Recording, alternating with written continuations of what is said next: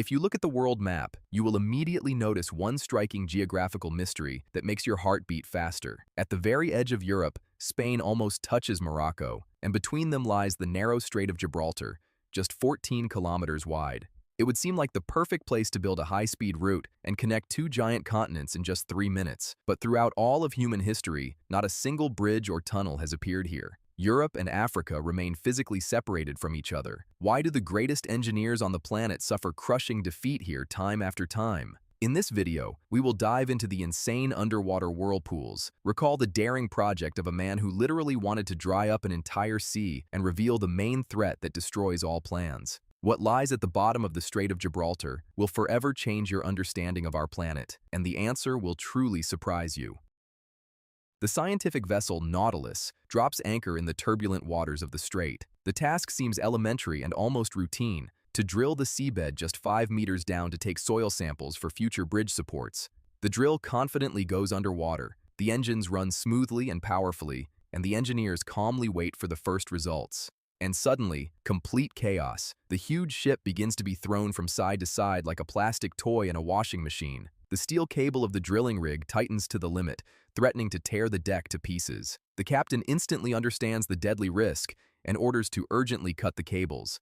A modern ship simply cannot hold its position even for a few minutes. Among local sailors, dark rumors immediately began to spread. Gibraltar is an anomalous zone where the laws of physics fail, as if nature itself has erected an invisible water wall here and does not allow people to connect the continents. In reality, the truth turned out to be much more interesting than any mysticism. Scientists carefully studied the phenomenon and found out the Strait of Gibraltar works like a giant underwater waterfall, hidden from view. On one side is the warm Mediterranean Sea, where the water heats up strongly, evaporates actively, and becomes very heavy and saturated with salt. On the other side are the cold, lighter currents of the Atlantic Ocean. When these two completely different water masses collide in the narrow corridor, a real natural apocalypse begins. The lighter ocean water rushes upward rapidly, while the heavier Mediterranean water crashes down to the bottom with enormous force. The most powerful vertical currents are formed, which suck objects into the abyss or sharply eject them to the surface with incredible speed. Add to this storm winds reaching 108 kilometers per hour, and it becomes crystal clear why fixing a ship in place is almost impossible. Nature itself dictates the rules of the game here. But if the water cannot be tamed, maybe it should simply be removed. That's exactly what the ambitious German architect Hermann Sorgel thought in the 1920s. Europe was barely recovering from the devastating World War. Resources were running out, and the economy was in decline. Sorgel proposed a grandiose project called Atlantropa to block the strait with a huge dam and artificially lower the level of the Mediterranean Sea by as much as 200 meters. This would open up vast new territories, provide colossal energy, and forever connect Europe with Africa. Newspapers of those years wrote that the plan sounded like a villainous scheme from comic books. Taking an entire sea from the planet for the sake of new lands and electricity seemed the height of madness. Many experts warned that such crude interference would force the oceans to overflow their banks and wash away entire cities. To dry up the sea, it was necessary to erect 8 giant dams. And what about the ships? Sorgel came up with a system of huge locks, a real water elevator the size of a city block. The vessel enters a concrete chamber, the doors hermetically close, the water slowly drains, lowering the ship to the required level, and it exits into the lowered sea. This is exactly how the Panama Canal works today. But the project was closed. Scientists calculated that drying up the sea would turn the blooming shores into a dead salt desert, and the costs would exceed the budgets of all European countries combined. The idea of connecting the continents did not die. It only went into hiding. In the late 1990s, American architect Eugene Sui proposed a radically new approach: not to touch the bottom at all. He designed a floating bridge that smoothly goes underwater for 3 kilometers in the form of a tunnel, allowing giant ships to pass, and then resurfaces as a huge autonomous island 5 kilometers wide. On the drawings, a real artificial city rose in the middle of the ocean: multi-story buildings, green parks, artificial waterfalls, and powerful power plants. It looked like a frame from a movie about the distant future. The technology of floating tunnels had already been tested by engineers. Concrete pipes are assembled on shore, towed to sea, and submerged to the required depth using cables and anchors. But Sui's project ran into 2 insurmountable obstacles: astronomical cost and harsh reality. When scientists finally compiled a detailed map of the shortest 14-kilometer section, engineers put the drawings aside forever. They would have to fight not the water, but the terrifying abyss hidden in the depths. By the early 2000s, real professionals took over. The very people who had just triumphantly completed the largest construction project of the century. They had drilled a railway tunnel under the English Channel and forever connected Great Britain with France.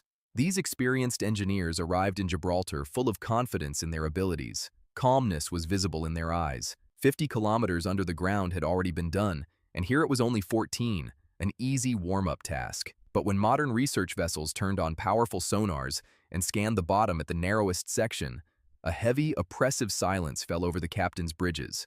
Instead of the familiar flat plateau, a terrifying picture appeared on the monitors, a huge underwater abyss, as if someone had struck the seabed with a giant sword and carved a gaping chasm right between Europe and Africa. This depression looked so unnatural that conspiracy lovers immediately began to spawn wild theories about hidden bases and ancient civilizations. Real geological reports destroyed all hopes faster than any conspiracy theories. The depth of the strait on the short route reached 900 meters, 12 times deeper than in the English Channel. A classic bridge here was impossible. Each support would have to equal 3 Eiffel Towers stacked on top of each other and withstand wild currents blowing in different directions. The deep tunnel option was also instantly ruled out. The water pressure at such depth can crush an empty metal barrel into a flat pancake in a second, and the bottom consisted of super hard rock formed over millions of years under colossal pressure. Drilling such stone at 900-meter depth is like trying to pierce concrete with a plastic spoon while being hosed down by a fire hose. But even the depth and hard rock were only technical difficulties. The real threat lay even deeper and was alive and completely unpredictable. In 2004, the Moroccan city of Al Hoteima was shaken by a powerful earthquake with a magnitude of more than 6 points. Almost 20 years later, in 2023, the region experienced another devastating cataclysm. The ground slipped from under people's feet, turning modern buildings into piles of dust in a matter of seconds. These tragedies forced engineers to put aside their calculations and look at the map of the strait in a new way. Seismologists explained it simply and harshly. Right along the bottom of the Strait of Gibraltar runs an active fault line between the African and Eurasian plates. Africa is slowly but relentlessly moving north, ramming Europe. It was this colossal force that once crumpled the Earth's crust and raised the Alps to the sky. The plates rub against each other, accumulate tension, and periodically explode in earthquakes. Building a bridge in such a zone is pure madness. Half the supports on one plate, half on the other. At the slightest shift, the structure will snap like dry matches. The short 14-kilometer path turned out to be a deadly trap. Then the leading minds made a paradoxical decision. To connect the continents faster and safer, they needed to abandon the obvious and take the long way. In 2005, a research vessel equipped with advanced technology, the Kingfisher, set off on a new expedition. The captain deliberately ignored the short direct route and confidently led the ship far to the west, into the open Atlantic, making a large detour. The team scanned the bottom with echo sounders day after day and finally found what geologists had been searching for decades, the underwater chimeranal sill.